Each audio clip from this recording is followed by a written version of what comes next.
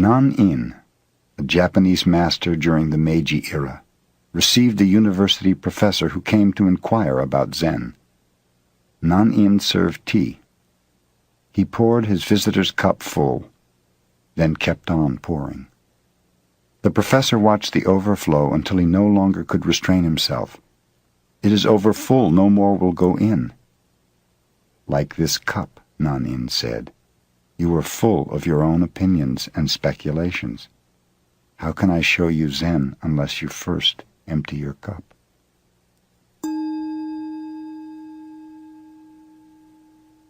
Gudo was the emperor's teacher of his time. Nevertheless, he used to travel alone as a wandering mendicant. Once when he was on his way to Edo, the cultural and political center of the shogunate, he approached a little village named Takenaka. It was evening and a heavy rain was falling. Gudo was thoroughly wet. His straw sandals were in pieces.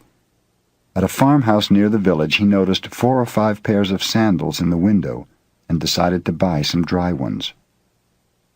The woman who offered him the sandals, seeing how wet he was, invited him to remain for the night in her home. Gudo accepted, thanking her. He entered and recited a sutra before the family shrine. He then was introduced to the woman's mother and to her children. Observing that the entire family was depressed, Gudo asked what was wrong. "My husband is a gambler and a drunkard," the housewife told him. "When he happens to win, he drinks and becomes abusive. When he loses, he borrows money from others. Sometimes when he becomes thoroughly drunk, he does not come home at all. What can I do?" "I will help him," said Gudo. "Here is some money. Get me a gallon of fine wine and something good to eat. Then you may retire. I will meditate before the shrine." When the man of the house returned about midnight, quite drunk, he bellowed, "Hey, wife, I'm home. Have you something for me to eat?" "I have something for you," said Gudo. "I happened to be caught in the rain, and your wife kindly asked me to remain here for the night. In return, I have bought some wine and fish, so you might as well have them." The man was delighted. He drank the wine at once and laid himself down on the floor. Gudo sat in meditation beside him. In the morning, when the husband awoke, he had forgotten about the previous night. "Who are you? Where do you come from?" he asked Gudo, who still was meditating. "I am Gudo of Kyoto, and I am going on to Edo," replied the Zen master. The man was utterly ashamed. He apologized profusely to the teacher of his emperor. Gudo smiled. "Everything in this life is impermanent," he explained. "Life is very brief. If you keep on gambling and drinking, you will have no time left to accomplish anything else, and you'll cause your family to suffer too." The perception of the husband awoke as if from a dream. "You are right," he declared. "How can I ever repay you for this wonderful teaching? Let me see you off and carry your things a little way." "If you wish," assented Gudo. The two started out. After they had gone 3 miles, Gudo told him to return. "Just another 5 miles, he begged Gudo. They continue on. "You may return now," suggested Gudo. "Another 10 miles, the man replied. "Return now," said Gudo when the 10 miles had been passed. "I'm going to follow you all the rest of my life," declared the man. Modern Zen teachers in Japan spring from the lineage of a famous master who was the successor of Gudo. His name was Munan, the man who never turned back.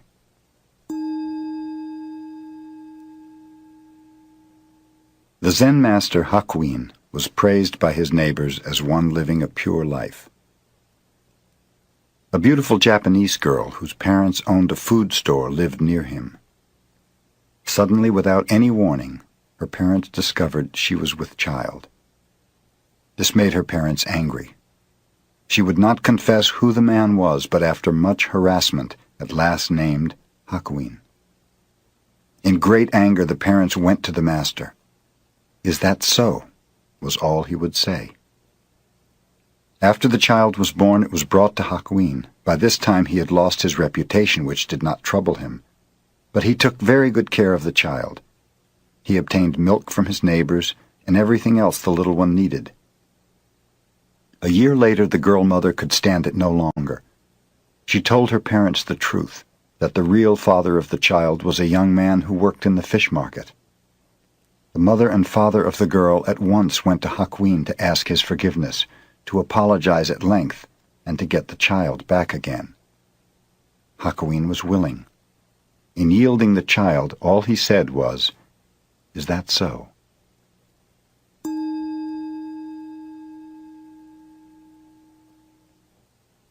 The Master Bankei's talks were attended not only by Zen students, but by persons of all ranks and sects.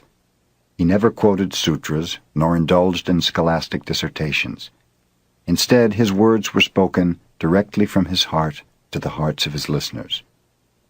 His large audiences angered a priest of the Nichiren sect because the adherents had left to hear about Zen. The self-centered Nichiren priest came to the temple determined to debate with Bankei. "Hey, Zen teacher," he called out, "wait a minute. Whoever respects you will obey what you say, but a man like myself does not respect you. Can you make me obey you?" "Come up beside me and I will show you," said Bankei. Proudly the priest pushed his way through the crowd to the teacher. Bankei smiled. "Come over to my left side." The priest obeyed. "No," said Bankei, "we may talk better if you are on the right side. Step over here." The priest proudly stepped over to the right. "You see," observed Bankei, "you are obeying me, and I think you are a very gentle person. Now sit down and listen."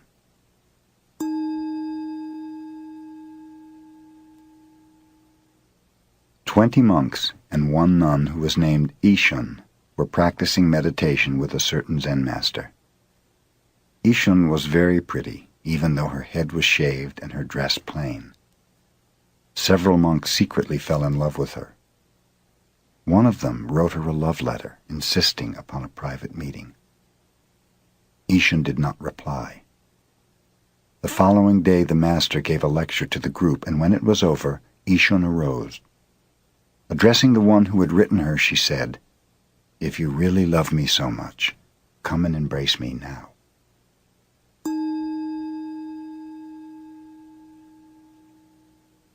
There was an old woman in China who had supported a monk for over 20 years. She had built a little hut for him and fed him while he was meditating. Finally, she wondered just what progress he had made in all this time. To find out, she obtained the help of a girl rich in desire. "Go and embrace him," she told her, and then ask him suddenly, "What now?" The girl called upon the monk, and without much ado caressed him, asking him what he was going to do about it. "An old tree grows on a cold rock in winter," replied the monk somewhat poetically. "Nowhere is there any warmth." The girl returned and related what he had said. "To think I fed that fellow for 20 years," exclaimed the old woman in anger. "He showed no consideration for your need, no disposition to explain your condition. He need not have responded to passion, but at least he should have evidenced some compassion." She at once went to the hut of the monk and burned it down.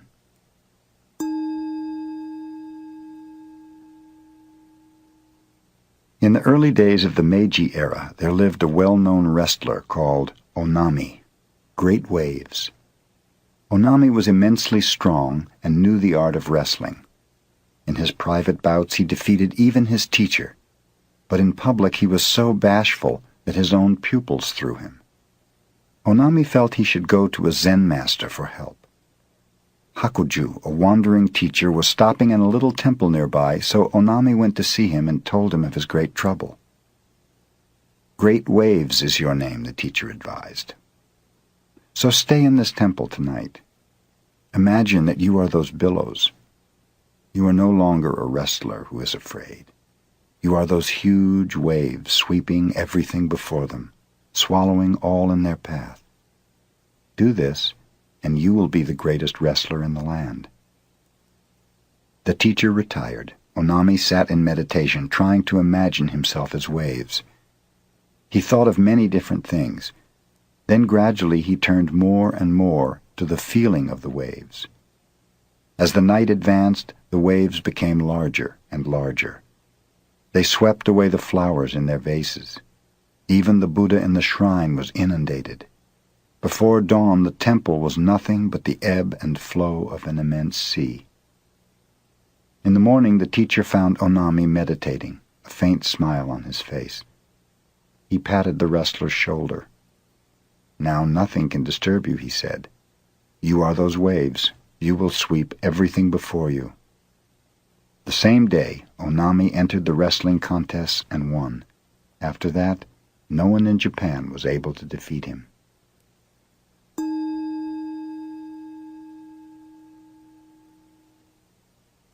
Ryokan, a Zen master, lived the simplest kind of life in a little hut at the foot of a mountain. One evening, a thief visited the hut, only to discover there was nothing in it to steal. Ryokan returned and caught him. "You may have come a long way to visit me," he told the prowler, "and you should not return empty-handed. Please take my clothes as a gift." The thief was bewildered. He took the clothes and slunk away. Ryokan sat naked watching the moon. "Poor fellow," he mused. "I wish I could give him this beautiful moon."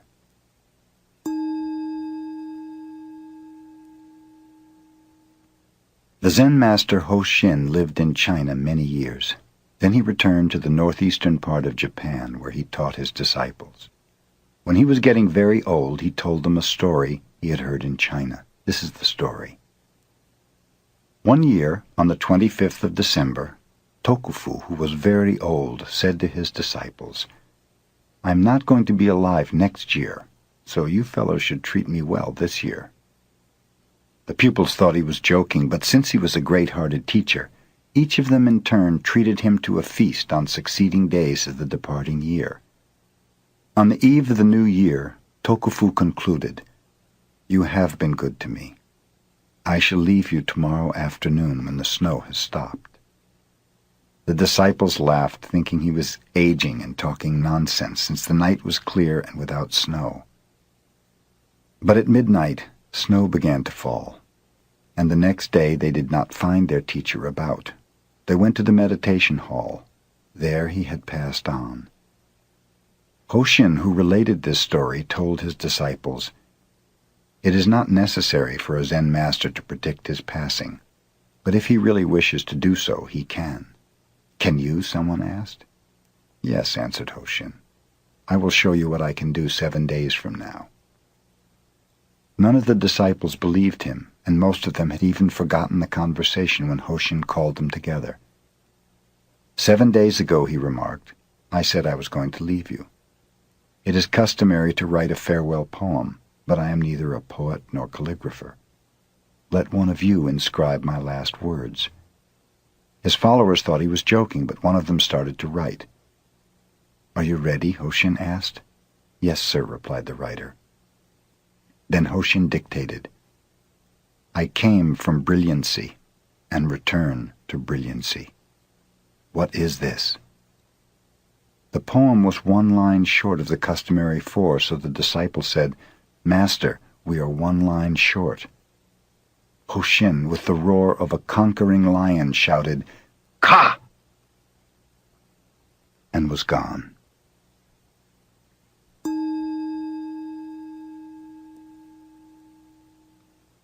The exquisite Shunkei, whose other name was Suzu, was compelled to marry against her wishes when she was quite young. Later, after this marriage had ended, she attended the university where she studied philosophy. To see Shunkei was to fall in love with her. Moreover, wherever she went, she herself fell in love with others. Love was with her at the university, and afterwards, when philosophy did not satisfy her and she visited a temple to learn about Zen, the Zen students fell in love with her. Shunkei's whole life was saturated with love. At last in Kyoto she became a real student of Zen. Her brothers in the sub-temple of Kenin praised her sincerity. One of them proved to be a congenial spirit and assisted her in the mastery of Zen. The abbot of Kenin, Mokurai, silent thunder, was severe. He kept the precepts himself and expected his priests to do so. In modern Japan, whatever zeal these priests have lost for Buddhism, they seem to have gained for taking wives. Mokurai used to take a broom and chase the women away when he found them in any of his temples, but the more wives he swept out, the more seemed to come back. In this particular temple, the wife of the head priest became jealous of Shunkei's earnestness and beauty. Hearing the students praise her serious Zen made this wife squirm and itch. Finally, she spread a rumor about Shunkei and the young man who was her friend. As a consequence, he was expelled, and Shunkei was removed from the temple. I may have made the mistake of love, thought Shunkei, but the priest's wife shall not remain in the temple either if my friend is to be treated so unjustly. Shunkei the same night with a can of kerosene set fire to the 500-year-old temple and burned it to the ground. In the morning she found herself in the hands of the police. A young lawyer became interested in her and endeavored to make her sentence lighter. "Do not help me," she told him. "I might decide to do something else which would only imprison me again." At last a sentence of 7 years was completed, and Shunkei was released from the prison, where the 60-year-old warden also had become enamored of her. But now everyone looked upon her as a jailbird. No one would associate with her. Even the Zen people who were supposed to believe in enlightenment in this life and with this body shunned her. Zen, Shunkei found, was one thing, and the followers of Zen quite another. Her relatives would have nothing to do with her. She grew sick, poor, and weak. She met a Shinsu priest who taught her the name of the Buddha of love, and in this Shunkei found some solace and peace of mind. She passed away when she was still exquisitely beautiful and hardly 30 years old. She wrote her own story in a futile endeavor to support herself, and some of it she told to a woman writer, so it reached the Japanese people. Those who rejected Shunkei, those who slandered and hated her, now read of her life with tears of remorse.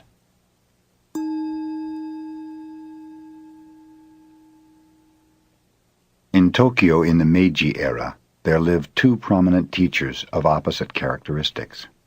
One, Unsho, an instructor in Shingon, kept Buddha's precepts scrupulously. He never drank intoxicants, nor did he eat after 11 o'clock in the morning. The other teacher, Tanzan, a professor of philosophy at the Imperial University, never observed the precepts. When he felt like eating, he ate, and when he felt like sleeping in the daytime, he slept. One day Unsho visited Tanzan, who was drinking wine at the time, not even a drop of which is supposed to touch the tongue of a Buddhist. "Hello, brother," Tanzan greeted him. "Won't you have a drink?" "I never drink," exclaimed Unsho solemnly. "Well, one who does not drink is not even human," said Tanzan. "Do you mean to call me inhuman just because I do not indulge in intoxicating liquids?" exclaimed Unsho in anger. "Then if I am not human, what am I?" "A Buddha," answered Tanzan.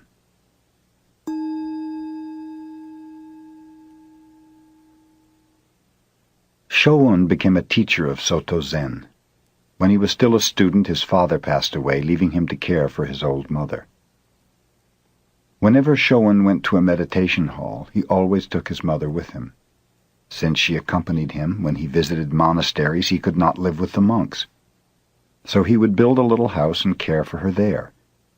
He would copy sutras, Buddhist verses, and in this manner receive a few coins for food. When Shōun brought fish for his mother, the people would scoff at him, for a monk is not supposed to eat fish. But Shōun did not mind. His mother, however, was hurt to see others laugh at her son. Finally she told Shōun, "I think I will become a nun. I can be a vegetarian too." She did, and they studied together. Shōun was fond of music and was a master of the harp, which his mother also played. On full moon nights they used to play together. One night a young lady passed by their house and heard music. Deeply touched, she invited Shōun to visit her the next evening and play. He accepted the invitation. A few days later he met the young lady on the street and thanked her for her hospitality. Others laughed at him. He had visited the house of a woman of the streets. One day Shōun left for a distant temple to deliver a lecture. A few months afterwards he returned home to find his mother dead. Friends had not known where to reach him, so the funeral was then in progress. Shōun walked up and hit the coffin with his staff. "Mother, your son has returned," he said. "I'm glad to see you've returned, son," he answered for his mother. "Yes, I'm glad too," Shōun responded. Then he announced to the people about him, "The funeral ceremony is over. You may bury the body." When Shōun was old, he knew his end was approaching. He asked his disciples to gather around him in the morning, telling them he was going to pass on at noon. Burning incense before the picture of his mother and his old teacher, he wrote a poem. "For 56 years I lived as best I could, making my way in this world. Now the rain has ended, the clouds are clearing, the blue sky has a full moon." His disciples gathered about him, reciting a sutra, and Shōun passed on during the invocation.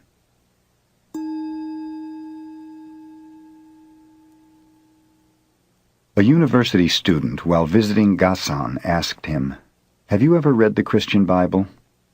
"No, read it to me," said Gasan.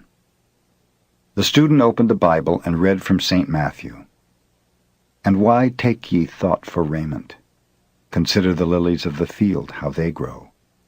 They toil not, neither do they spin. And yet I say unto you that even Solomon in all his glory was not arrayed like one of these. Take therefore no thought for the morrow shall take thought for the things of itself."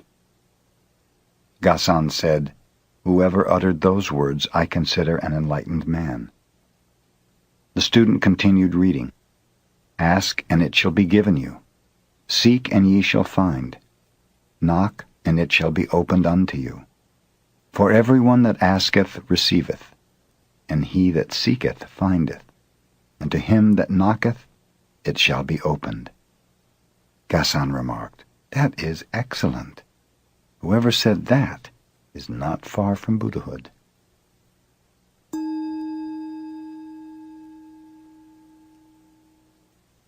Buddha told a parable in a sutra. A man traveling across a field encountered a tiger. He fled, the tiger after him. Coming to a precipice, he caught hold of the root of a wild vine and swung himself down over the edge. The tiger sniffed at him from above. Trembling, the man looked down to where, far below, another tiger was waiting to eat him. Only the vine sustained him. 2 mice, one white and one black, little by little started to gnaw away the vine. The man saw a luscious strawberry near him. Grasping the vine with one hand, he plucked the strawberry with the other. How sweet it tasted!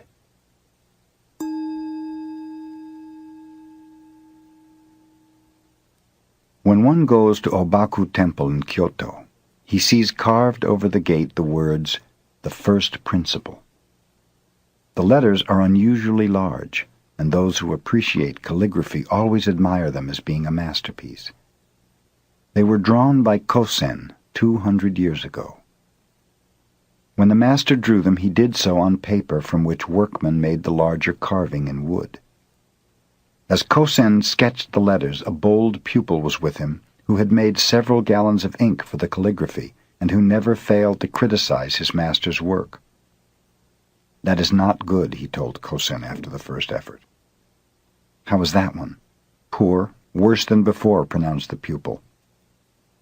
Kosen patiently wrote one sheet after another until 84 first principles had accumulated, still without the approval of the pupil. Then when the young man stepped outside for a few moments, Kosen thought, "Now is my chance to escape his keen eye," and he wrote hurriedly with a mind free from distraction, "The First Principle." "A masterpiece," pronounced the pupil.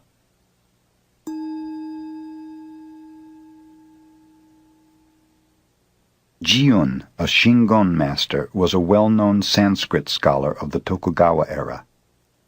When he was young, he used to deliver lectures to his brother's students. His mother heard about this and wrote him a letter. "Son, I do not think you became a devotee of the Buddha because you desired to turn into a walking dictionary for others. There is no end to information and commentation, glory and honor. I wish you would stop this lecture business. Shut yourself up in a little temple in a remote part of the mountain. Devote your time to meditation, and in this way attain true realization."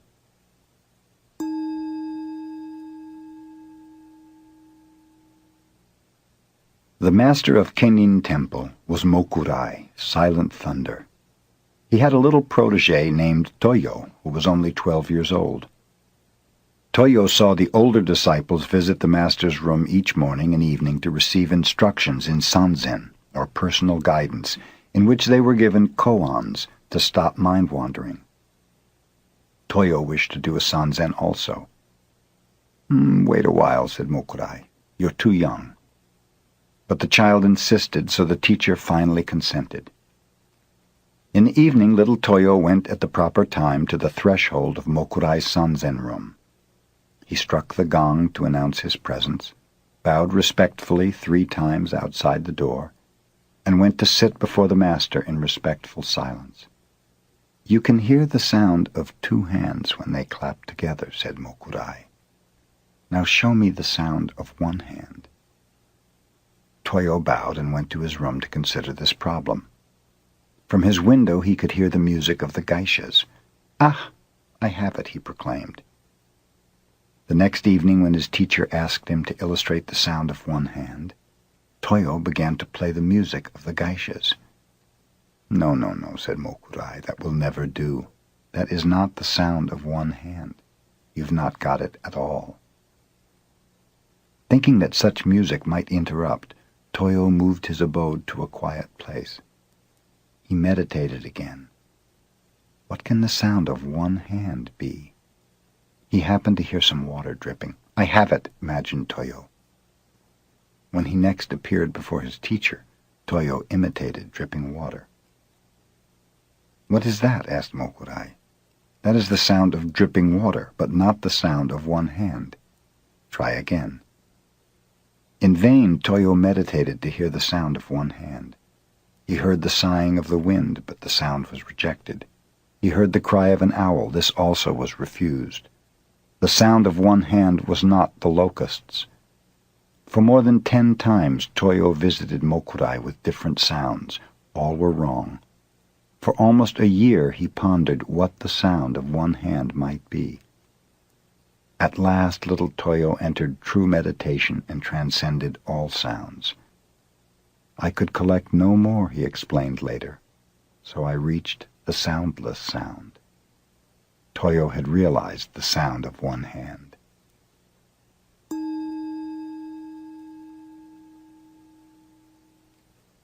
Soyen Shaku, the first Zen teacher to come to America, said, "My heart burns like fire, but my eyes are as cold as dead ashes." He made the following rules which he practiced every day of his life. In the morning before dressing, light incense and meditate. Retire at a regular hour. Partake of food at regular intervals. Eat with moderation and never to the point of satisfaction. Receive a guest with the same attitude you have when alone. When alone, maintain the same attitude you have in receiving guests. Watch what you say, and whatever you say, practice it. When an opportunity comes, do not let it pass by, yet always think twice before acting. Do not regret the past, look to the future. Have the fearless attitude of a hero and the loving heart of a child. Upon retiring, sleep as if you had entered your last sleep. Upon awakening, leave your bed behind you instantly, as if you had cast away a pair of old shoes.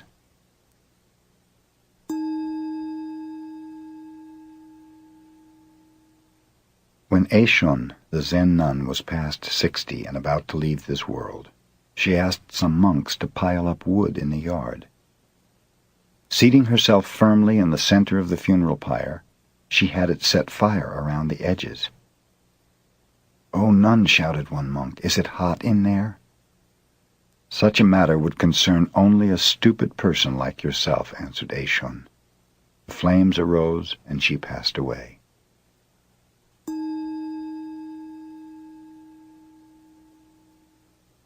A farmer requested a Tendai priest to recite sutras for his wife who had died. After the recitation was over, the farmer asked, "Do you think my wife will gain merit from this?" "Not only your wife, but all sentient beings will benefit from the recitation of sutras," answered the priest. "If you say all sentient beings will benefit," said the farmer, "my wife may be very weak and others will take advantage of her, getting the benefit she should have. So please, recite sutras just for her." The priest explained that it was the desire of a Buddhist to offer blessings and wish merit for every living being. "That is a fine teaching," concluded the farmer, "but please make one exception. I have a neighbor who is rough and mean to me. Just exclude him from all those sentient beings."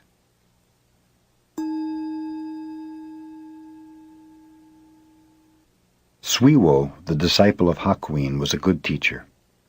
During one summer seclusion period, a pupil came to him from a southern island of Japan. Suiwo gave him a problem: hear the sound of one hand. The pupil remained 3 years but could not pass this test. One night he came in tears to Suiwo. "I must return south in shame and embarrassment," he said, "for I cannot solve my problem." "Wait 1 week more and meditate constantly," advised Suiwo. Still no enlightenment came to the pupil. "Try for another week," said Suiwo. The pupil obeyed, but in vain. Still another week, yet this was of no avail. In despair, the student begged to be released, but Suiwo requested another meditation of 5 days. They were without result. Then he said, "Meditate for 3 days longer. Then if you fail to attain enlightenment, you had better kill yourself." On the 2nd day, the pupil was enlightened.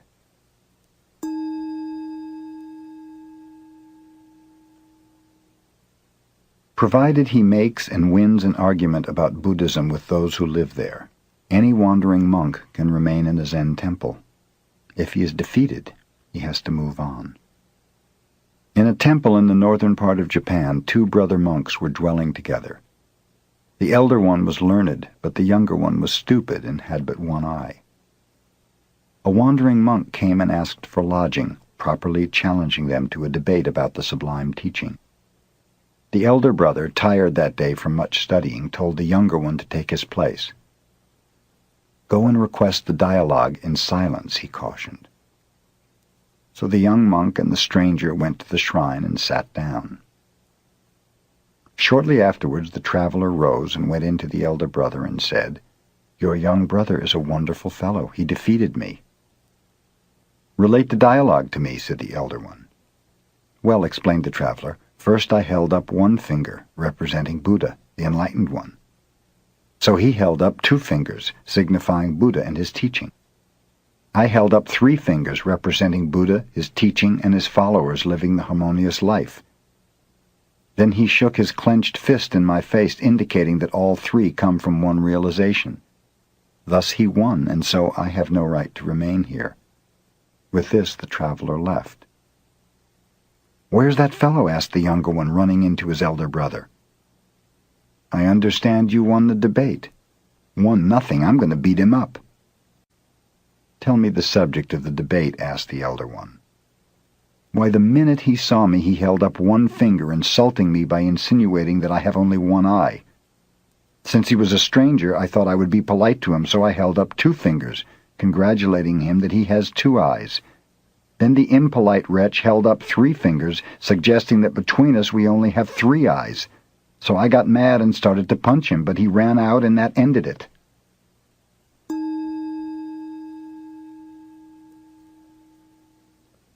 After Bankei had passed away, a blind man who lived near the master's temple told a friend, "Since I'm blind, I cannot watch a person's face, so I must judge his character by the sound of his voice.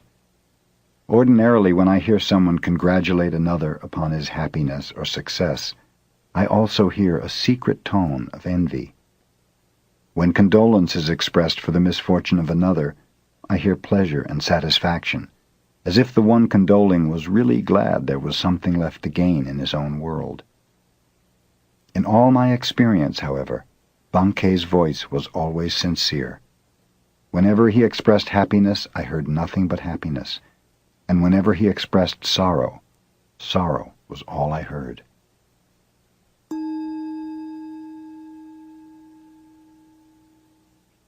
Keichu, the great Zen teacher of the Meiji era, was the head of Tofuku, a cathedral in Kyoto. One day the governor of Kyoto called upon him for the first time. His attendant presented the card of the governor, which read, "Kitagaki, Governor of Kyoto." "I have no business with such a fellow," said Keichu to his attendant. "Tell him to get out of here." The attendant carried the card back with apologies.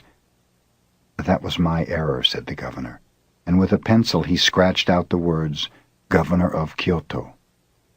"Ask your teacher again." "Oh, is that Kitagaki?" exclaimed the teacher when he saw the card. "I want to see that fellow."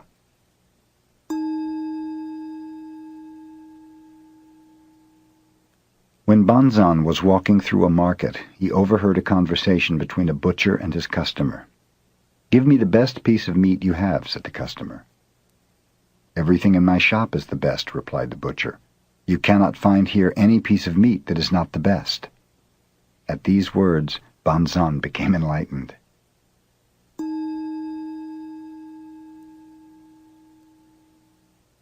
Mokusen Hiki was living in a temple in the province of Tamba. One of his adherents complained of the stinginess of his wife.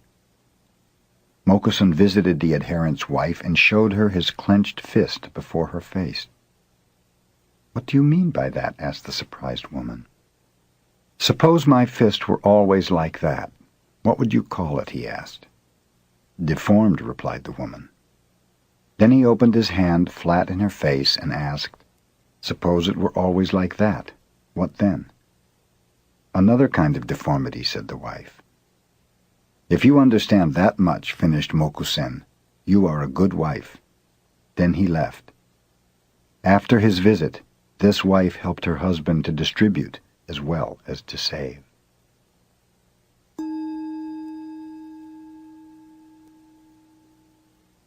Mokugen was never known to smile until his last day on earth. When his time came to pass away, he said to his faithful ones, "You have studied under me for more than 10 years. Show me your real interpretation of Zen. Whoever expresses this most clearly shall be my successor and receive my robe and bowl." Everyone watched Mokugen's severe face, but no one answered. Encho, a disciple who had been with his teacher for a long time, moved near the bedside. He pushed forward the medicine cup a few inches. This was his answer to the command. The teacher's face became even more severe. "Is that all you understand?" he asked. Encho reached out and moved the cup back again. A beautiful smile broke over the features of Mokugen. "You rascal," he told Encho. "You have worked with me 10 years and have not yet seen my whole body. Take the robe and bowl. They belong to you."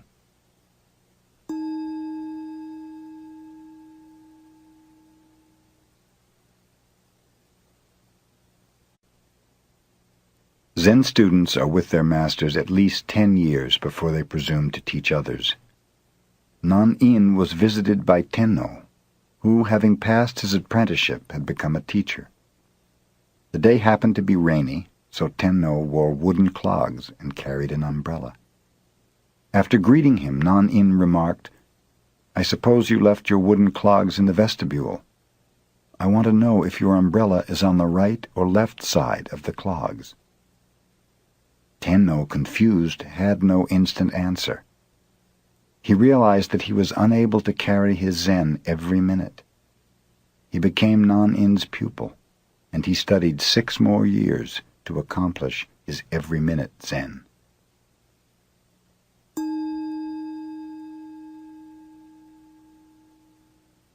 Subhuti was Buddha's disciple. He was able to understand the potency of emptiness, the viewpoint that nothing exists except in its relationship of subjectivity and objectivity. One day Subhuti, in a mood of sublime emptiness, was sitting under a tree. Flowers began to fall about him. "We are praising you for your discourse on emptiness," the gods whispered to him. "But I have not spoken of emptiness," said Subhuti. "You have not spoken of emptiness. We have not heard emptiness," responded the gods. "This is the true emptiness." And blossoms showered upon Subhuti as rain.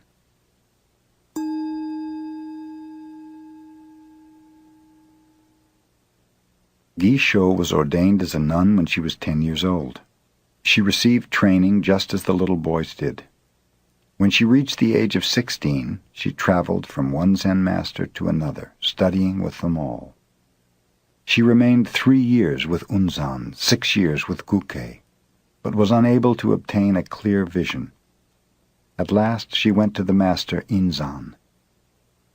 Inzan showed her no distinction at all on account of her sex. He scolded her like a thunderstorm. He cuffed her to awaken her inner nature. Gisho remained with Inzan 13 years, and then she found that which she was seeking. In her honor, Inzan wrote a poem. This nun studied 13 years under my guidance. In the evening she considered the deepest koans. In the morning she was wrapped in other koans. The Chinese nun Tetsuma surpassed all before her, and since Mujū, none has been so genuine as this Gisho. Yet there are many more gates for her to pass through. She should receive still more blows from my iron fist. After Gisho was enlightened, she went to the province of Banshu, started her own Zen temple, and taught 200 other nuns until she passed away 1 year in the month of August.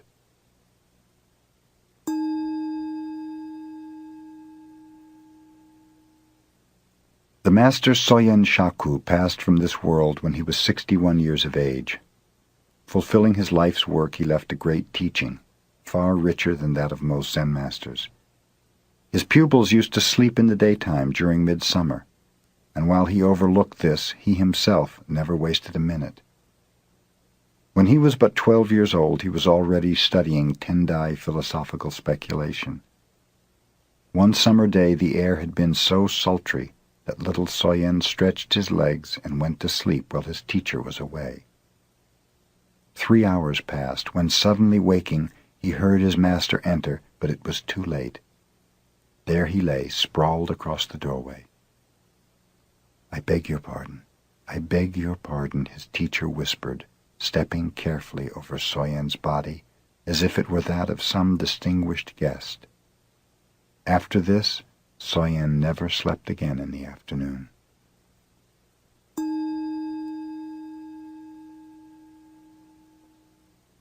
Our schoolmaster used to take a nap every afternoon, related a disciple of Soyen Shaku.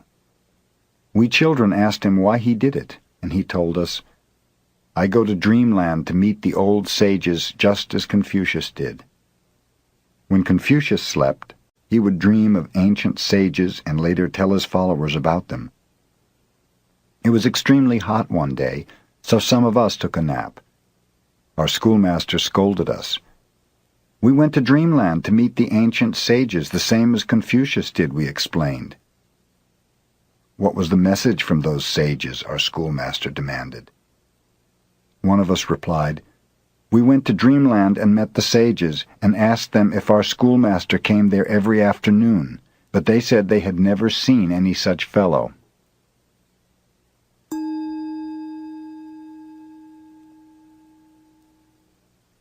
Joshu began the study of Zen when he was 60 years old and continued until he was 80 when he realized Zen. He taught from the age of 80 until he was 120. A student once asked him, "If I haven't anything in my mind, what shall I do?" Joshu replied, "Throw it out." "But if I haven't anything, how can I throw it out?" continued the questioner. "Well," said Joshu, "then carry it out."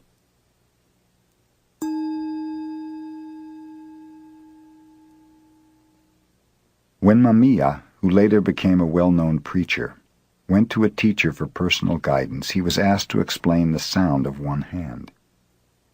Mamiya concentrated upon what the sound of one hand might be. "You're not working hard enough," his teacher told him.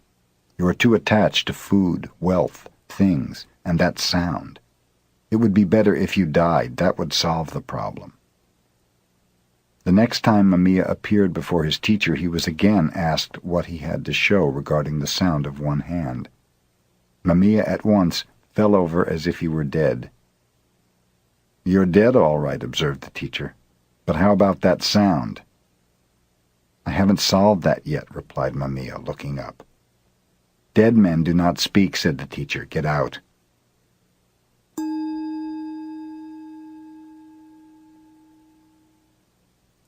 Tosui was a well-known Zen teacher of his time. He had lived in several temples and taught in various provinces. The last temple he visited accumulated so many adherents that Tosui told them he was going to quit the lecture business entirely. He advised them to disperse and to go wherever they desired. After that, no one could find any trace of him. 3 years later, one of his disciples discovered him living with some beggars under a bridge in Kyoto. He at once implored Tosui to teach him. "If you can do as I do for even a couple of days, I might," Tosui replied. So the former disciple dressed as a beggar and spent a day with Tosui. The following day, one of the beggars died. Tosui and his pupil carried the body off at midnight and buried it on a mountainside. After that, they returned to their shelter under the bridge. Tosui slept soundly the remainder of the night, but the disciple could not sleep. When morning came, Tosui said, "We do not have to beg food today. Our dead friend has left some over there." But the disciple was unable to eat a single bite of it. "I have said you could not do as I," concluded Tosui. "Get out of here and do not bother me again."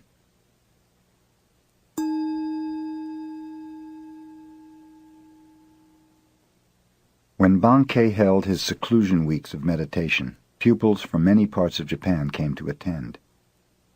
During one of these gatherings, a pupil was caught stealing. The matter was reported to Bankei with the request that the culprit be expelled. Bankei ignored the case. Later, the pupil was caught in a similar act, and again Bankei disregarded the matter. This angered the other pupils, who drew up a petition asking for the dismissal of the thief, stating that otherwise they would leave in a body. When Bankei had read the petition, he called everyone before him. "You are wise brothers," he told them. "You know what is right and what is not right. You may go somewhere else to study if you wish. But this poor brother does not even know right from wrong.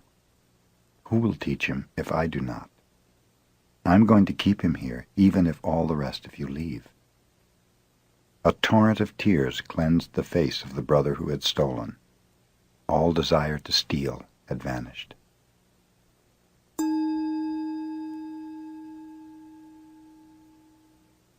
During the Kamakura period, Shinkan studied Tendai 6 years and then studied Zen 7 years. Then he went to China and contemplated Zen for 13 years more. When he returned to Japan, many desired to interview him and asked obscure questions. But when Shinkan received visitors, which was infrequently, he seldom answered their questions. One day, a 50-year-old student of enlightenment said to Shinkan, "I have studied the Tendai school of thought since I was a little boy, but one thing in it I cannot understand. Tendai claims that even the grass and trees will become enlightened. To me, this seems very strange. Of what use is it to discuss how grass and trees become enlightened?" asked Shinkan. "The question is, how you yourself can become so. Did you ever consider that?" "I never thought of it in that way," marveled the old man. "Then go home and think it over," finished Shinkan.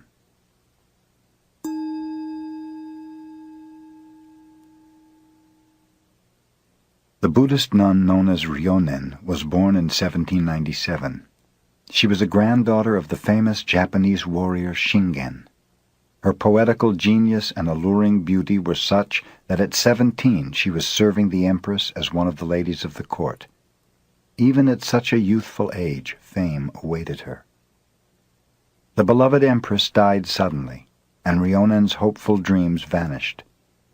She became acutely aware of the impermanency of life in this world. It was then that she desired to study Zen. Her relatives disagreed, however, and practically forced her into marriage. With a promise that she might become a nun after she had borne 3 children, Ryonen assented. Before she was 25, she had accomplished this condition. Then her husband and relatives could no longer dissuade her from her desire. She shaved her head, took the name of Ryonen, which means to realize clearly, and started on her pilgrimage. She came to the city of Edo and asked Tetsugyu to accept her as a disciple. At one glance the master rejected her because she was too beautiful. Ryonen then went on to another master, Hakuo. Hakuo refused her for the same reason, saying that her beauty would only make trouble. Ryonen obtained a hot iron and placed it against her face. In a few moments her beauty had vanished forever. Hakuo then accepted her as a disciple. Commemorating this occasion, Ryonen wrote a poem on the back of a little mirror. "In the service of my empress, I burned incense to perfume my exquisite clothes. Now, as a homeless mendicant, I burn my face to enter a Zen temple." When Ryonen was about to pass from this world, she wrote another poem. 66 times have these eyes beheld the changing scene of autumn. I have said enough about moonlight. Ask no more. Only listen to the voice of pines and cedars when no wind stirs.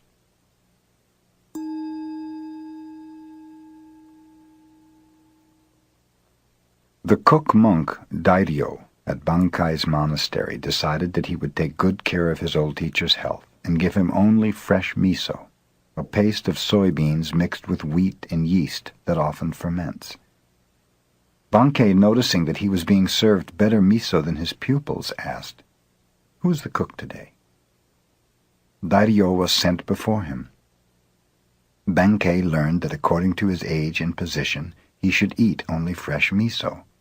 So he said to the cook, "Then you think I shouldn't eat at all?" With this he entered his room and locked the door. Dairyo, sitting outside the door, asked his teacher's pardon. Bankei would not answer. For 7 days Dairyo sat outside and Bankei within.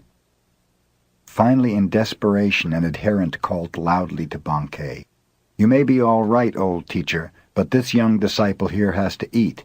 He cannot go without food forever."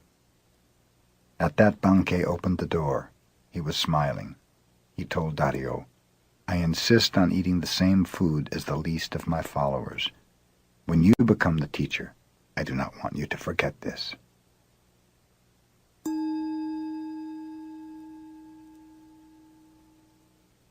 A student of Tendai, a philosophical school of Buddhism, came to the Zen abode of Gasan as a pupil. When he was departing a few years later, Gasan warned him, "Studying the truth speculatively is useful as a way of collecting preaching material. But remember that unless you meditate constantly, your light of truth may go out."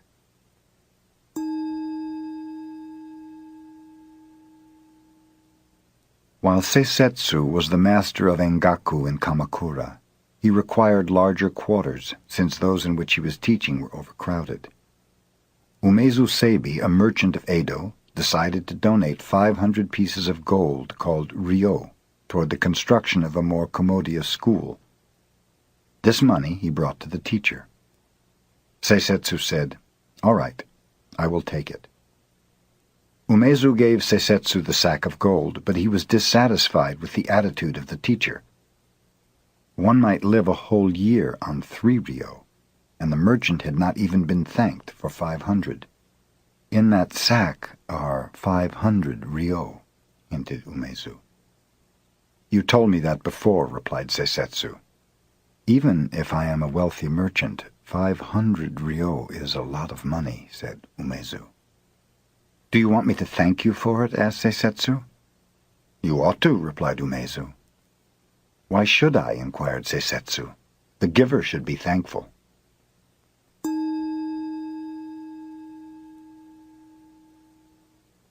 Taiko, a warrior who lived in Japan before the Tokugawa era, studied Cha-no-yu, tea etiquette, with Sen no Rikyu, a teacher of that aesthetical expression of calmness and contentment. Taiko's attendant warrior, Keito, interpreted his superior's enthusiasm for tea etiquette as negligence of state affairs, so he decided to kill Sen no Rikyu. He pretended to make a social call upon the tea master, and was invited to drink tea. The master, who was well skilled in his art, saw at a glance the warrior's intention, so he invited Keito to leave his sword outside before entering the room for the ceremony, explaining that Cha-no-yu represents peacefulness itself. Keito would not listen to this. "I am a warrior," he said. "I always have my sword with me. Cha-no-yu or no Cha-no-yu, I have my sword." "Very well. Bring your sword in and have some tea," consented Sen no Rikyu. The kettle was boiling on the charcoal fire. Suddenly Sen no Rikyu tipped it over. Hissing steam arose, filling the room with smoke and ashes. The startled warrior ran outside. The tea master apologized. "It was my mistake. Come back in and have some tea. I have your sword here covered with ashes, and will clean it and give it to you." In this predicament the warrior realized he could not very well kill the tea master, so he gave up the idea.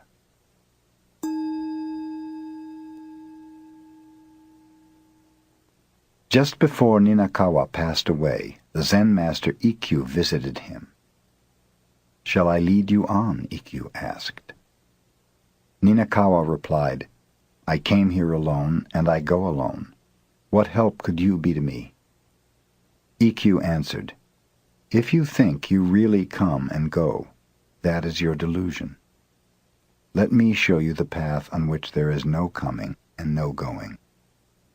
With his words, Ikkyu had revealed the path so clearly that Ninakawa smiled and passed away.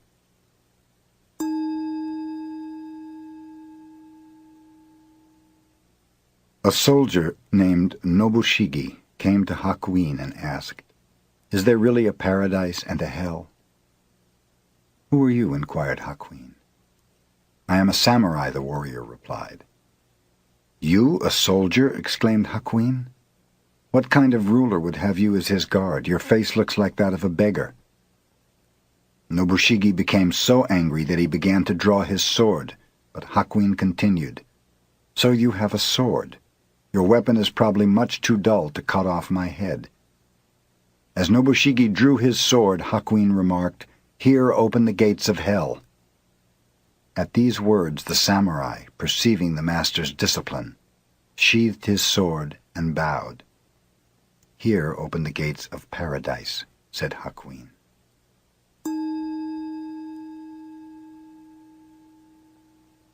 A merchant bearing 50 rolls of cotton goods on his shoulders stopped to rest from the heat of the day beneath a shelter where a large stone Buddha was standing. There he fell asleep, and when he awoke, his goods had disappeared. He immediately reported the matter to the police. A judge named Ooka opened court to investigate. "That stone Buddha must have stolen the goods," concluded the judge. "He is supposed to care for the welfare of the people, but he has failed to perform his holy duty. Arrest him." The police arrested the stone Buddha and carried it into court. A noisy crowd followed the statue, curious to learn what kind of sentence the judge was about to impose. When Ooka appeared on the bench, he rebuked the boisterous audience.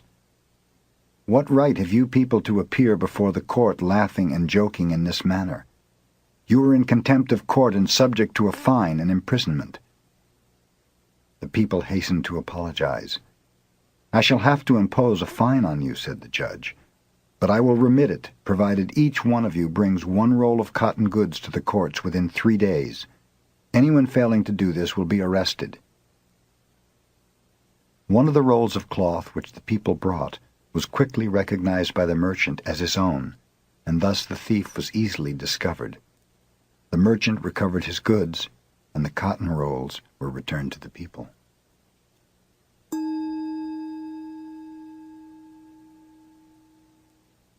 Once a division of the Japanese army was engaged in a sham battle, and some of the officers found it necessary to make their headquarters in Gasan's temple. Gasan told his cook, "Let the officers have only the same simple fare we eat." This made the army men angry, as they were used to very deferential treatment. One came to Gasan and said, "Who do you think we are? We are soldiers, sacrificing our lives for our country. Why don't you treat us accordingly?" Gasan answered sternly, "Who do you think we are? We are soldiers of humanity, aiming to save all sentient beings."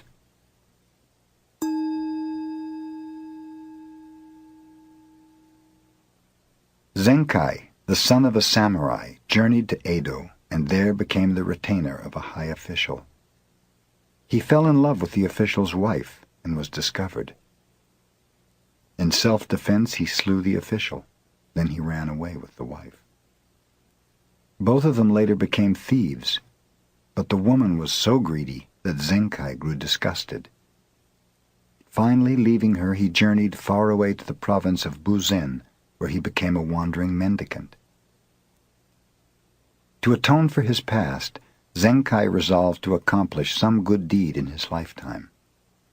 Knowing of a dangerous road over a cliff that had caused the death and injury of many persons, he resolved to cut a tunnel through the mountain there. Begging food in the daytime, Zenkai worked at night digging his tunnel.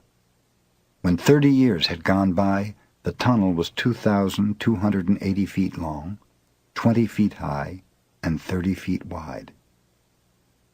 2 years before the work was completed, the son of the official he had slain, who was a skillful swordsman, found Zenkai out and came to kill him in revenge. "I will give you my life willingly," said Zenkai. "Only let me finish this work. On the day it is completed, then you may kill me." So the son awaited the day. Several months passed, and Zenkai kept on digging. The son grew tired of doing nothing and began to help with the digging. After he had helped for more than a year, he came to admire Zenkai's strong will and character. At last the tunnel was completed, and the people could use it to travel in safety. "Now cut off my head," said Zenkai. "My work is done." "How can I cut off my own teacher's head?" asked the younger man, with tears in his eyes.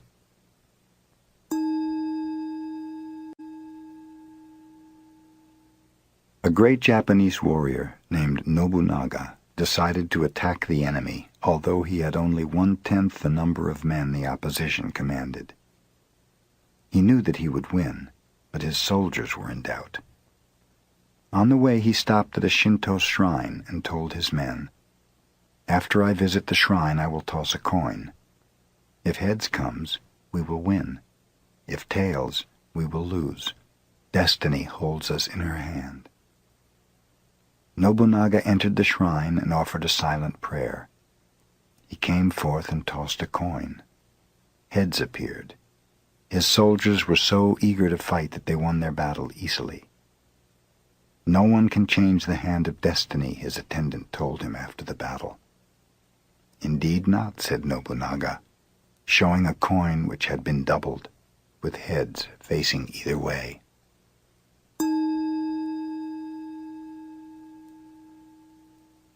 Gasan instructed his adherents one day, Those who speak against killing and who desire to spare the lives of all conscious beings are right.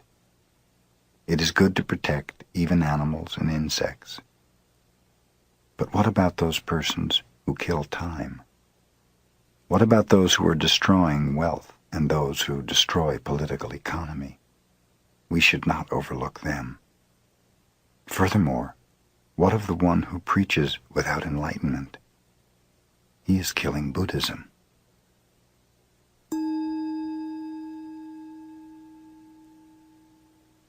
A young wife fell sick and was about to die. "I love you so much," she told her husband. "I do not want to leave you. Do not go from me to any other woman. If you do, I will return as a ghost and cause you endless trouble." Soon the wife passed away.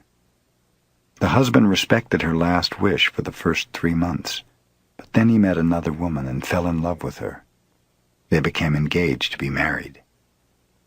Immediately after the engagement, a ghost appeared every night to the man, blaming him for not keeping his promise. The ghost was clever, too. She told him exactly what had transpired between himself and his new sweetheart. Whenever he gave his fiancée a present, the ghost would describe it in detail. She would even repeat conversations, and it so annoyed the man that he could not sleep. Someone advised him to take his problem to a Zen master who lived close to the village. At length, in despair, the poor man went to him for help.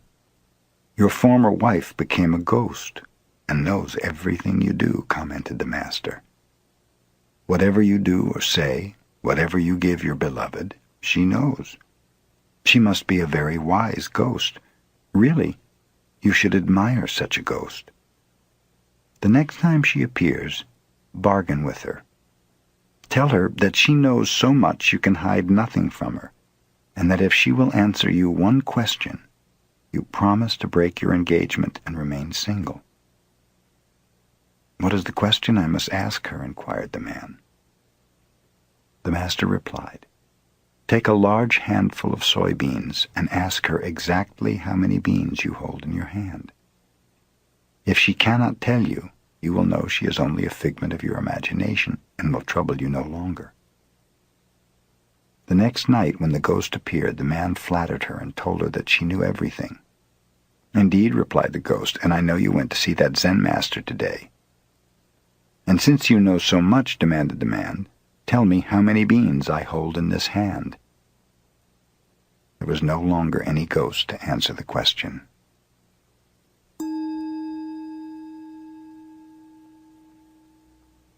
Yamaoka Tesshu was a tutor of the emperor.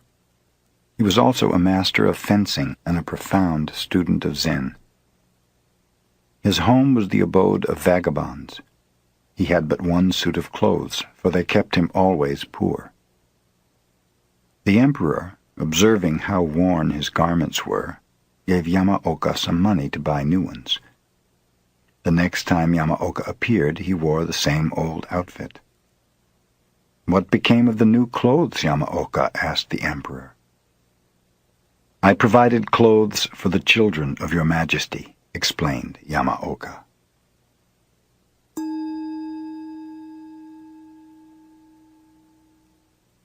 In modern times, a great deal of nonsense is talked about masters and disciples, and about the inheritance of a master's teaching by favorite pupils, entitling them to pass the truth on to their adherents.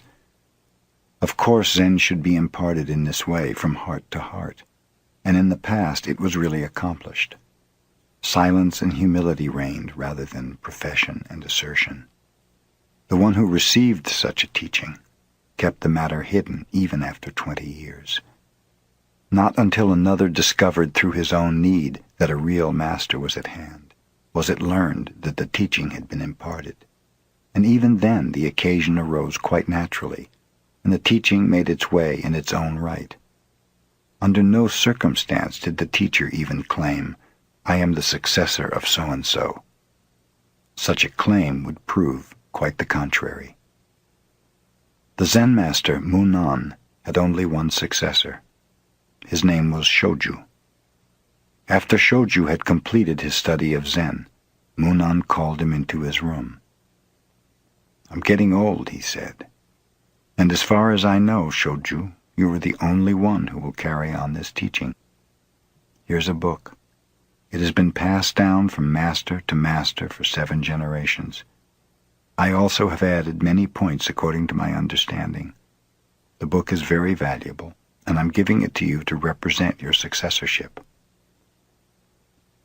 "If the book is such an important thing, you had better keep it," Shōju replied. "I received your Zen without writing, and I'm satisfied with it as it is." "I know that," said Munan. "Even so, this work has been carried from master to master for 7 generations, so you may keep it as a symbol of having received the teaching. Here." The two happened to be talking before a brazier. The instant Shōju felt the book in his hands, he thrust it into the flaming coals. He had no lust for possessions. Munan, who never had been angry before, yelled, "What are you doing?" Shōju shouted back, "What are you saying?"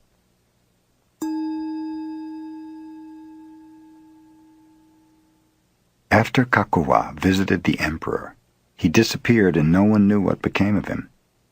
He was the first Japanese to study Zen in China, but since he showed nothing of it, save one note, he is not remembered for having brought Zen into his country. Kakuwa visited China and accepted the true teaching. He did not travel while he was there. Meditating constantly, he lived on a remote part of a mountain. Whenever people found him and asked him to preach, he would say a few words and then move to another part of the mountain where he could be found less easily. The emperor heard about Kakuwa when he returned to Japan and asked him to preach Zen for his edification and that of his subjects. Kakuwa stood before the emperor in silence. He then produced a flute from the folds of his robe and blew one short note. Bowing politely, he disappeared.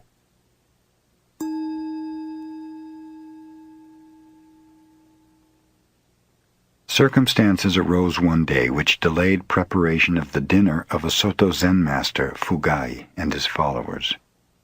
In haste, the cook went to the garden with his curved knife and cut off the tops of green vegetables, chopped them together, and made soup, unaware that in his haste he had included part of a snake in the vegetables.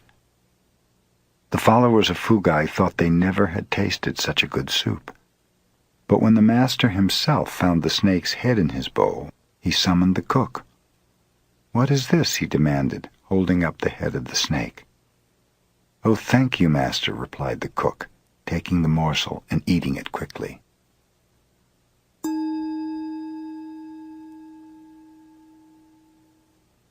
Sozan, a Chinese Zen master, was asked by a student, "What is the most valuable thing in the world?"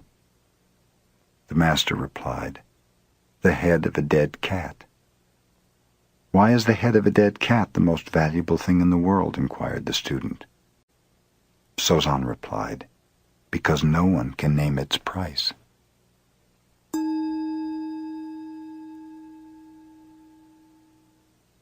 The pupils of the Tendai school used to study meditation before Zen entered Japan.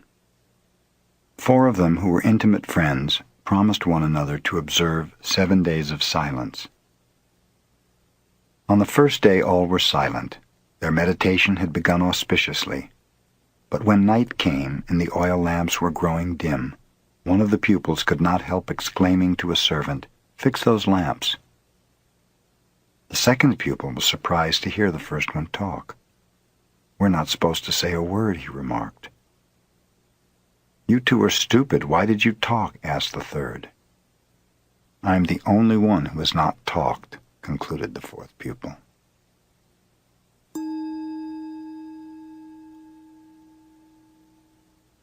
Zen pupils take a vow that even if they are killed by their teacher, they intend to learn Zen. Usually they cut a finger and seal their resolution with blood. In time, the vow has become a mere formality, and for this reason, the pupil who died by the hand of Aikido was made to appear a martyr. Aikido had become a severe teacher. His pupils feared him. One of them on duty, striking the gong to tell the time of day, missed his beats when his eye was attracted by a beautiful girl passing the temple gate. At that moment, Aikido, who was directly behind him, hit him with a stick, and the shock happened to kill him. The pupil's guardian, hearing of the accident, went directly to Aikido. Knowing that he was not to blame, he praised the master for his severe teaching. Aikido's attitude was just the same as if the pupil were still alive. After this took place, he was able to produce under his guidance more than 10 enlightened successors, a very unusual number.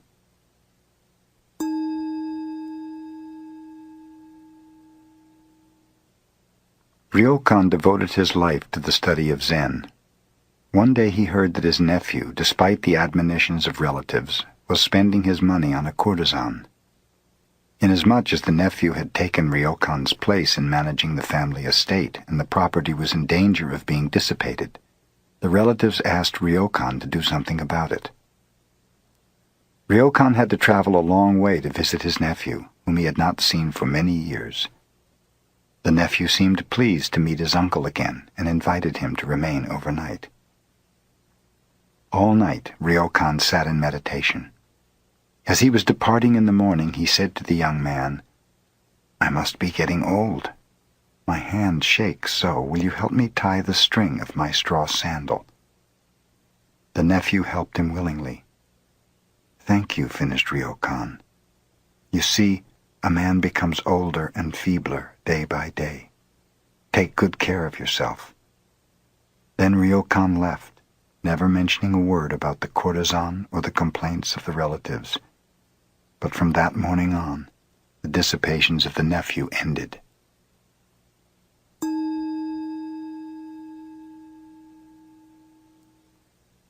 A Zen student came to Bankei and complained, "Master, I have an ungovernable temper. How can I cure it?" "You have something very strange," replied Bankei. "Let me see what you have." "Just now I cannot show it to you," replied the other. "When can you show it to me?" asked Bankei. "It arises unexpectedly," replied the student. Then concluded Bankei, "It must not be your own true nature. If it were, you could show it to me at any time. When you were born, you did not have it, and your parents did not give it to you. Think that over."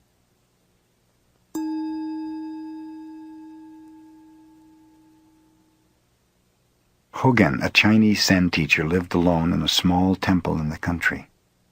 One day 4 traveling monks appeared and asked if they might make a fire in his yard to warm themselves.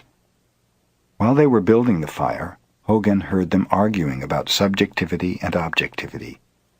He joined them and said, "There is a big stone. Do you consider it to be inside or outside your mind?" One of the monks replied, "From the Buddhist viewpoint, everything is an objectification of mind, so I would say that the stone is inside my mind." "Your head must feel very heavy," observed Hogen, "if you were carrying around a stone like that in your mind."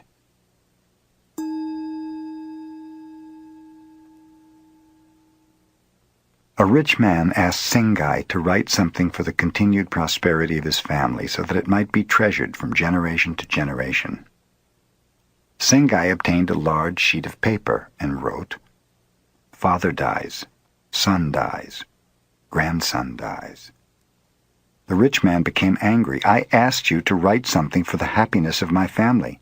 Why do you make such a joke as this?" "No joke is intended," explained Sengai.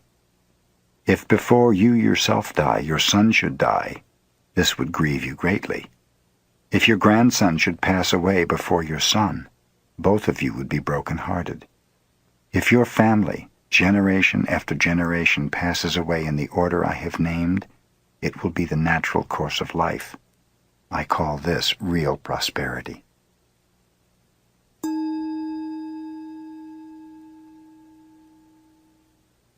A woman of Nagasaki named Kame was one of the few makers of incense burners in Japan. Such a burner is a work of art to be used only in a tea room or before a family shrine. Kame, whose father before her had been such an artist, was fond of drinking. She also smoked and associated with men most of the time. Whenever she made a little money, she gave a feast inviting artists, poets, carpenters, workers, men of many vocations and avocations. In their association, she evolved her designs. Kame was exceedingly slow in creating, but when her work was finished, it was always a masterpiece. Her burners were treasured in homes whose womenfolk never drank, smoked, or associated freely with men. The mayor of Nagasaki once requested Kame to design an incense burner for him. She delayed doing so until almost half a year had passed. At that time, the mayor, who had been promoted to office in a distant city, visited her. He urged Kame to begin work on his burner. At last, receiving the inspiration, Kame made the incense burner. After it was completed, she placed it upon a table. She looked at it long and carefully. She smoked and drank before it as if it were her own company. All day she observed it. At last, picking up a hammer, Kame smashed it to bits. She saw it was not the perfect creation her mind demanded.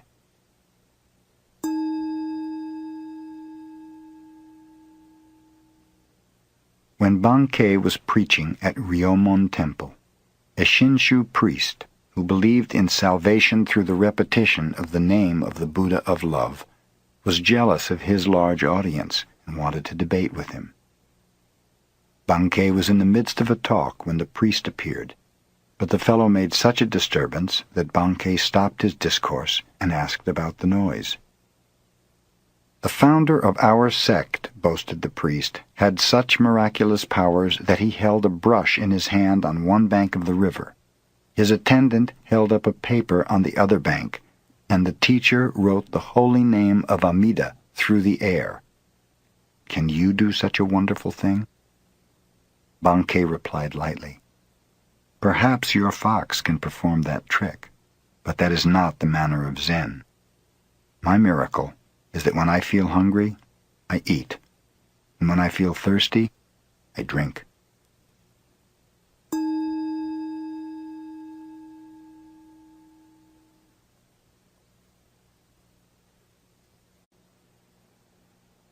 Yamaoka Teshu, as a young student of Zen, visited one master after another.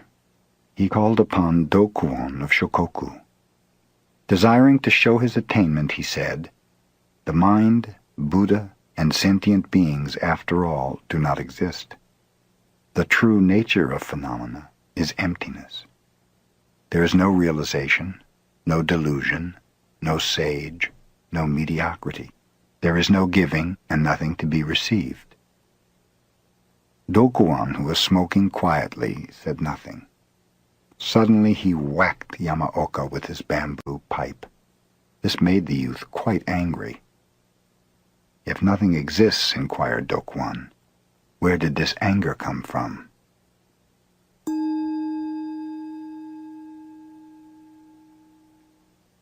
Hyakujo, the Chinese Zen master, used to labor with his pupils even at the age of 80, trimming the gardens, cleaning the grounds, and pruning the trees. The pupils felt sorry to see the old teacher working so hard, but they knew he would not listen to their advice to stop, so they hid away his tools. That day the master did not eat. The next day he did not eat, nor the next. He may be angry because we have hidden his tools, the pupils surmised. We had better put them back. The day they did, the teacher worked and ate the same as before. In the evening, he instructed them. No work, no food.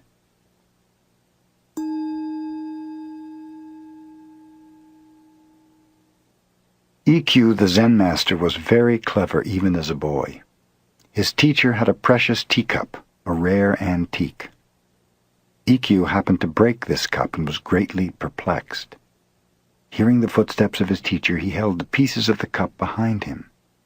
When the master appeared, Ikkyu asked, "Why do people have to die?" "This is natural," explained the older man.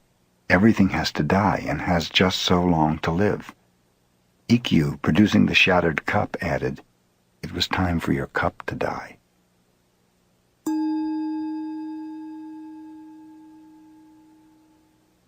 A Zen master named Getan lived in the latter part of the Tokugawa era. He used to say, "There are three kinds of disciples: those who impart Zen to others, those who maintain the temples and shrines, and then there are the rice bags and the clothes hangers." Gasan expressed the same idea. When he was studying under Tekesui, his teacher was very severe. Sometimes he even beat him. Other pupils would not stand this kind of teaching and quit. Gasan remained, saying, "A poor disciple utilizes a teacher's influence. A fair disciple admires a teacher's kindness. A good disciple grows strong under a teacher's discipline."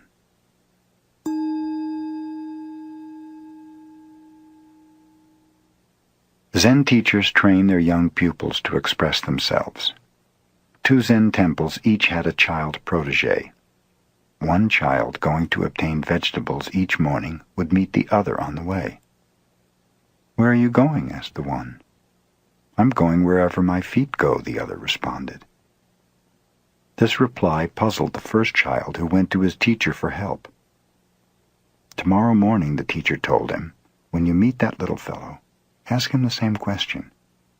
He'll give you the same answer, and then you ask him, 'Suppose you have no feet, then where are you going?' That'll fix him." The children met again the following morning. "Where are you going?" asked the first child.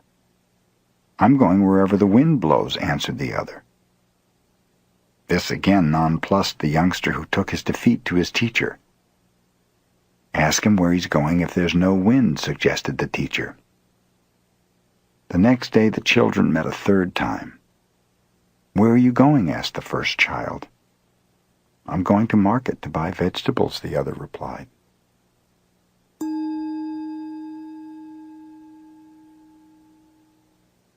Tangen had studied with Sengai since childhood. When he was 20, he wanted to leave his teacher and visit others for comparative study, but Sengai would not permit this. Every time Tangen suggested it, Sengai would give him a rap on the head. Finally, Tangen asked an elder brother to coax permission from Sengai. This the brother did, and then reported to Tangen, "It is arranged. I have fixed it for you to start on your pilgrimage at once." Tangen went to Sengai to thank him for his permission. The master answered by giving him another rap. When Tangen related this to his elder brother, the other said, "What is the matter? Sengai has no business giving permission and then changing his mind. I'll tell him so." And off he went to see the teacher. "I did not cancel my permission," said Sengai. "I just wish to give him one last smack over the head, for when he returns he will be enlightened, and I will not be able to reprimand him again."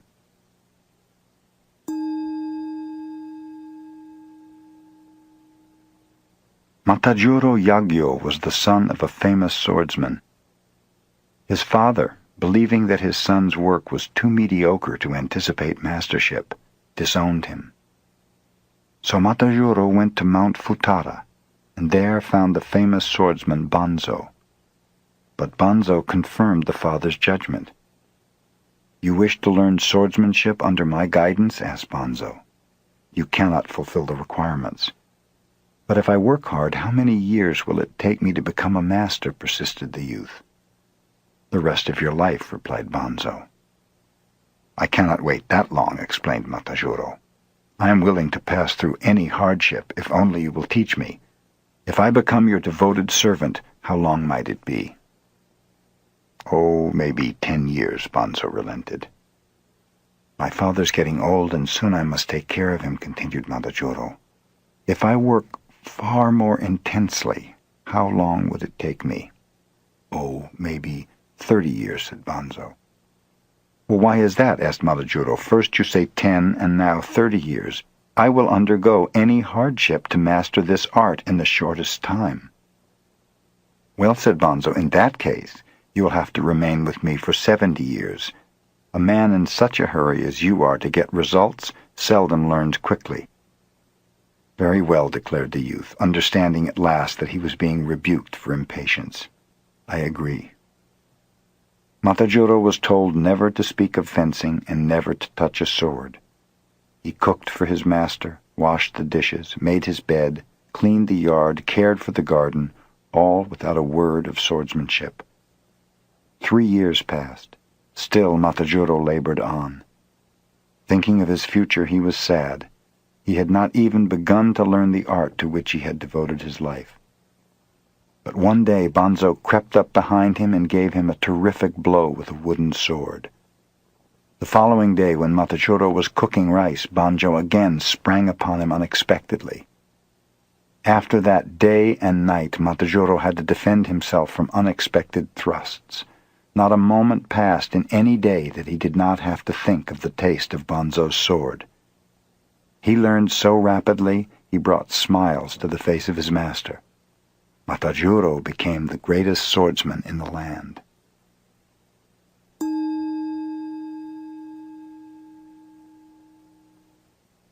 Encho was a famous storyteller. His tales of love stirred the hearts of his listeners.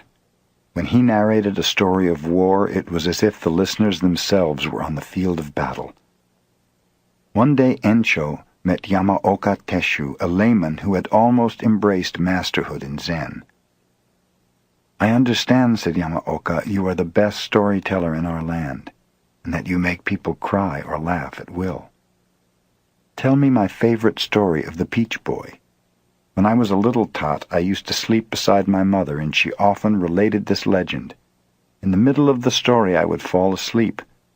Tell it to me just as my mother did. Encho dared not attempt to do this. He requested time to study.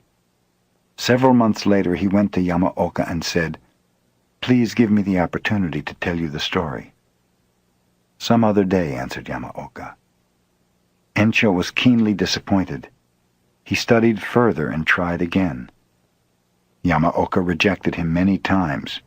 When Encho would start to talk, Yamaoka would stop him, saying, "You're not yet like my mother."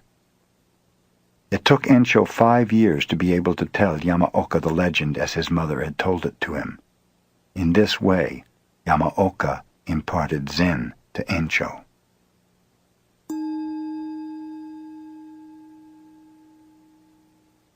Many pupils were studying meditation under the Zen master Sengai. One of them used to arise at night, climb over the temple wall, and go to town on a pleasure jaunt. Sengai, inspecting the dormitory quarters, found this pupil missing one night and also discovered the high stool he had used to scale the wall. Sengai removed the stool and stood there in its place. When the wanderer returned, not knowing that Sengai was the stool, he put his feet on the master's head and jumped down into the grounds. Discovering what he had done, he was aghast. Sengai said, "It is very chilly in the early morning. Do be careful not to catch cold yourself." The pupil never went out at night again.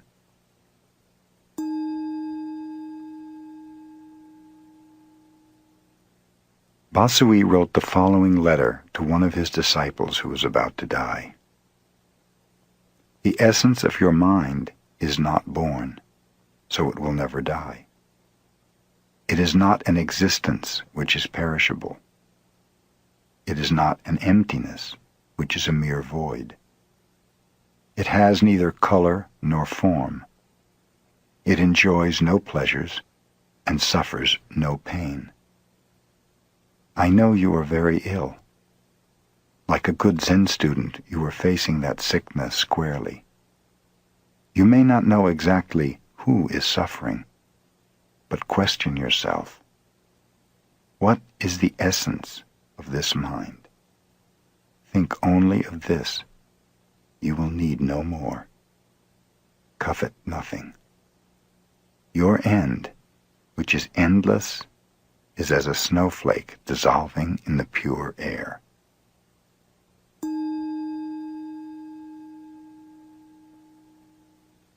A Zen master named Kisan asked a young student to bring him a pail of water to cool his bath. The student brought the water, and after cooling the bath, threw onto the ground the little that was left over. "You dunce," the master scolded him. "Why didn't you give the rest of the water to the plants? What right have you to waste even a drop of water in this temple?" The young student attained Zen in that instant. He changed his name to Tekisui, which means a drop of water.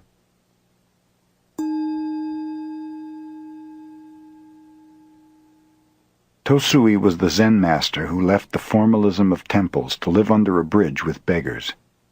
When he was getting very old, a friend helped him to earn his living without begging. He showed Tosui how to collect rice and manufacture vinegar from it, and Tosui did this until he passed away. While Tosui was making vinegar, one of the beggars gave him a picture of the Buddha. Tosui hung it on the wall of his hut and put a sign beside it. The sign read, "Mr. Amida Buddha, this little room is quite narrow.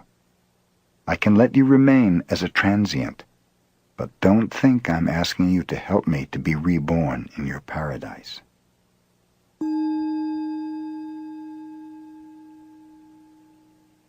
Shoichi was a one-eyed teacher of Zen, sparkling with enlightenment. He taught his disciples in Tofuku Temple. Day and night the whole temple stood in silence. There was no sound at all. Even the reciting of sutras was abolished by the teacher. His pupils had nothing to do but meditate. When the master passed away, an old neighbor heard the ringing of bells and the recitation of sutras. Then she knew Shoichi had gone.